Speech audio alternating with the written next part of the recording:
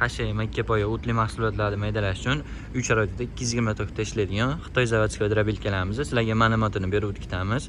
Hop, bu drobilkamiz pichoqlariga keladigan bo'lsa, pichoqlari 6 pichoqli bo'ladi. Zavodskiy original pichoqli, pechatli pichoqdan qo'yilgan. O'zini pechatlarigacha bor. Hop, ishlashlari 2 xil оборотda ishlaydi.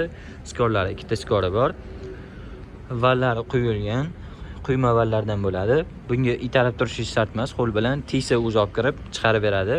Hop, maydalashlari 2-3 sm gacha maydalab beradi.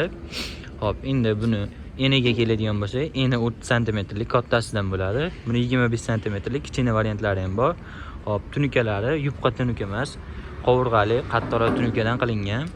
Hop, endi buni motorlariga keladigan bo'lsa, motorlari 3 kilovatli, 3000 оборотda ishlaydi.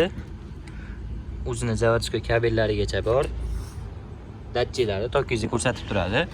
Hop, motori alyumin отмоткали bo'ladi. Отмоткалari peredachasi remelli peredacha. Qo'l quruq bemalol tanlamasdan chiqarib oladi. 2 tali remen qo'yilgan. Xo'sh. Bu Xitoy zavodskiy drobilkamiz bo'ladi. Narxini 2300 ming so'mdan qilib beramiz kanalimiz obunachilari uchun. Hop, videomiz yoqqan bo'lsa like bosib qo'yasizlar. Hop, kimga qiziq bo'lsa pastda nomerlarimizni qoldiramiz. Aloqaga chiqishingiz mumkin.